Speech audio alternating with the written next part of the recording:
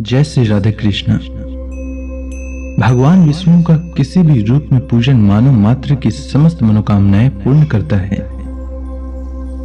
भगवान श्री राम स्वयं भगवान विष्णु के अवतार थे, फिर भी अपनी लीलाओं के चलते प्राणियों को सन्मार्ग दिखाने के लिए उन्होंने भगवान विष्णु के निमित्त इस विजय एकादशी का व्रत को किया। विजय की इच्छा रखने वाला इस उपवास को करके अनंत फल का भागी बन सकता है। जब भगवान स्वयं यह व्रत कर सकते हैं तो मनुष्यों को स्वयं के कल्याण के लिए यह व्रत तो करना ही चाहिए। आइए सुनते हैं विजय एकादशी व्रत कथा।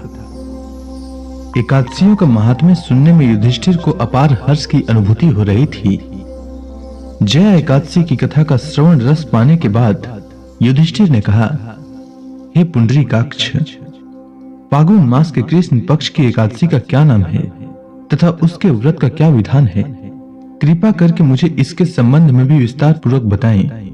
भगवान श्री कृष्ण ने कहा, हे युधिष्ठिर, फागुन मास के कृष्ण पक्ष की एकादशी का नाम विजया है। इसके व्रत के प्रभाव से मनुष्य को विजय श्री मिलती है। इस विजय एकादशी के महात्म्य के श्रवण व पठन से सभी पापों का अंत हो जाता है। एक बार देवर्षि नारद ने जगत पिता ब्रह्मा जी से कहा, हे ब्रह्मा जी, आप मुझे फागुन माह के कृष्ण पक्ष की विजया एकादशी का व्रत तथा उसकी विधि बताने की कृपा करें। नारद जी की बात सुन ब्रह्मा जी ने कहा, हे पुत्र, विजया एकादशी का उपवास पूर्व के पाप तथा वर्तमान के पापों को नष्ट करने वाला है। इस एकादशी का विधान मैंने आज तक किसी से नहीं कहा, परंतु तुम्हें बताता हूं। यह उपवास करने वाले सभी मनुष्यों को विजय प्रदान करती है। अब श्रद्धा पूर्वक कथा का श्रवण करो।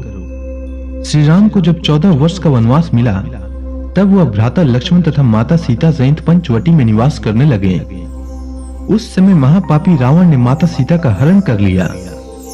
इस दुखद घटना से श्री राम जी तथा लक्ष्मण जी अत्यंत दुखी हुए और सीता जी की खोज में वन वन भटकने लगे। जंगल जंगल घूमते हुए वे मरनासन जटायु के पास जा पहुंचे। जटायु ने उन्हें माता सीता के हरण का पूरा वृतांत सुनाया और भगवान श्री राम जी की गोद में प्राण त्याग कर स्वर्ग की तरफ प्रस्थान किया। कुछ आगे चलकर श्री राम जी व लक्ष्मण जी की सुग्रीव जी के साथ मित्रता हो गई और वहां उन्होंने बाली का वध किया।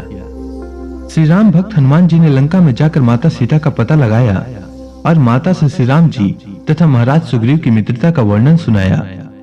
वहां से लौटकर हनुमान जी श्री रामचंद्र जी के पास आए और अशोक वाटिका का सारा वृतांत का सुनाया।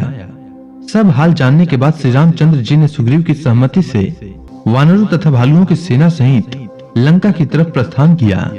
समुद्र किनारे पहुंचने पर श्री राम जी ने विशाल समुद्र को घड़ियालों से भरा देखकर लक्ष्मण जी से कहा, हे लक्ष्मण, अनेक मगरमच्छों और जीवों से भरे इस विशाल समुद्र को कैसे पार करेंगे? प्रभु श्री राम की बात सुनकर लक्ष्मण जी ने कहा, भ्राताश्री, आप पुराण पुरुषोत्तम आदि पुरुष हैं। आपसे कुछ भी विलुप्त नहीं है। यहाँ से आधा योजन दूर कुमारी द्वीप में वग्दालभ्य मुनि का आश्रम है। वे अनेक नाम के ब्रह्माओं के ज्ञाता हैं। वे ही आपके विजय के उपाय बता सकते हैं। अपने छोटे भाई लक्ष्मण जी के वचनों को सुनकर श्री राम जी वग्दालभ्य ऋषि के आश्रम में गए और उन्हें प्रणाम कर एक ओर बैठ गए। अपने आश्रम में श्री राम को आया देख महर्षि वग्दालभ्य ने पूछा, हे राम, आपने किस प्रयोजन से मेरी कुटिया को पवित्र किया है? कृपा कर अपना प्रयोजन कहे प्रभु।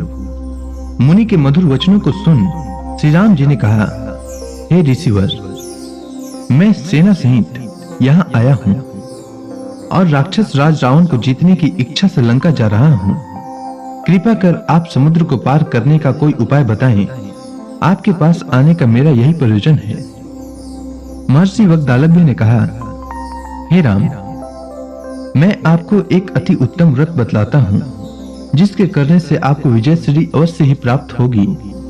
जिज्ञासा से भरे श्री राम जी ने पूछा, यह कैसा व्रत है मुनि श्रेष्ठ, जिसे करने से समस्त क्षेत्रों में विजय की प्राप्ति होती है? इस पर महर्षि वग्दालभ्य ने कहा, हे श्री राम, फागुन माह के कृष्ण पक्ष की विजया एकादशी का उपवास करने से आप अवश्य ही समुद्र को पार कर लेंगे और युद्ध में भी आपकी विजय होगी। हे मर्यादा पुरुषोत्तम, इस उपवास के लिए दसवीं के दिन स्वर्ण, चांदी, तांबा या मिट्टी का एक कलश बनाएं। उस कलश को जल से भरकर तथा उस पर पंच पल्लव रखकर उसे वेदिका पर स्थापित करें। उस कलश के नीचे सतरंजा अर्थात मिले हुए 7 अनाज और ऊपर जौ रखें। उस पर विष्णु भगवान के स्वर्ण की प्रतिमा स्थापित करें। एकादशी के दिन स्नान आदि से निवृत्त होकर धूप, दीप, नैवेद्य, नारियल आदि से भगवान श्री हरि का पूजन करें। साथ ही सारा दिन भक्ति पूर्वक कलश के सामने व्यतीत करें और रात को भी उसी तरह बैठे रहकर जागरण करें। द्वादशी के दिन नदी या तालाब के किनारे स्नान आदि से निवृत्त होकर उस कलश को ब्राह्मण को दे दें।